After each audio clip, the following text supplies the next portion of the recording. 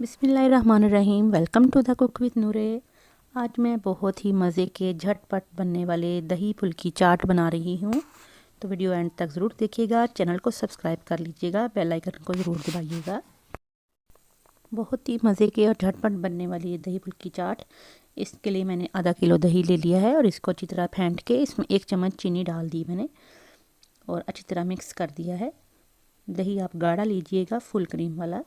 अब मैं घर में बनी हुई हरी चटनी, पुदीना धनिया हरी मिर्च की चटनी है, थोड़े से दही में ग्राइंड की हुई, आधा कप जितनी, वो मैंने इसमें ऐड कर दी और अच्छी तरह से इसको मिक्स कर लेंगे।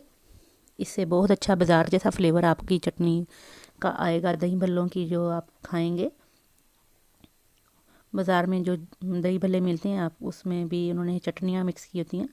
तो हम क्योंकि इसको इफ्तार के लिए बना रहे हैं, तो झटपट बनाने के लिए सिर्फ 5 मिनट में आप पहले से पुदीने की चटनी बना के रख लें तो वो शामिल कर लें। ये दही पकौड़ियाँ मैंने पहले भी आपको बनानी सिखाई हैं, या बाज़ार में बनी हुई हलवाइयों से मिलती हैं, आप वो भी डाल सकते हैं।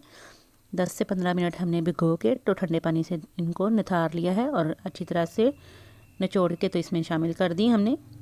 200 ग्राम थी। अब ये 1 कप उबले हुए आलू मैंने इसमें शामिल किए हैं और बंद गोभी रफली चॉप की हुई है, वो मैंने इसमें शामिल की है। आप इसमें हरी मिर्च बारीक काट के भी डाल सकते हैं, टमाटर प्याज वगैरह भी डाल सकते हैं, खीरे डाल सकते हैं, जो भी आपको सब्ज़ी पसंद हो। लेकिन बाज़ार में जो है अमूमन इसमें ज़्यादातर यही डाली जाती है, बंद गोभी। थोड़ा सा काला नमक डालेंगे हम इसमें, काले नमक से इसका टेस्ट बहुत ही मज़े का आएगा। चाट मसाला डाल देंगे 1 चम्मच जितना, चाट मसाले से चटपटा और बाज़ार जैसा इसका फ्लेवर आएगा। अब धनिया और पुदीना काट के भी थोड़ा सा इसमें मैंने शामिल कर दिया है और अच्छी तरह से अभी इसको हम मिक्स कर देंगे और ठंडा होने के लिए इसको फ्रिज में रख देंगे। इफ्तार के टाइम पे आप इसको सर्विंग करते वक्त इमली की चटनी और हरी चटनी जो है ऊपर से गार्निश करके तो डाल सकते हैं।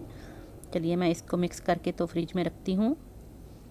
बहुत ही झटपट बनने वाली, बहुत ही आसान और हेल्दी आपकी ये इफ्तार की रेसिपी दही फुल्की चाट, बाज़ार जैसी फटाफट बनने वाली है। इसको ज़रूर ट्राई कीजिएगा और मुझे भी दुआओं में याद रखिएगा। उम्मीद करती हूँ आपको आज की वीडियो पसंद आई होगी। तो इसको सर्व करने से पहले आप इस पर इमली की चटनी और हरी चटनी ज़रूर डाल लीजिएगा, इससे इसका टेस्ट और फ्लेवर मज़ीद दुबाला हो जाएगा। आप चाहें तो इस पर बारीक की हुई पापड़ी भी डाल सकते हैं और मज़ीद चाट मसाला भी डाल सकते हैं। तो ज़रूर ट्राई कीजिएगा। दुआओं में याद रखिएगा। अल्लाह हाफिज़।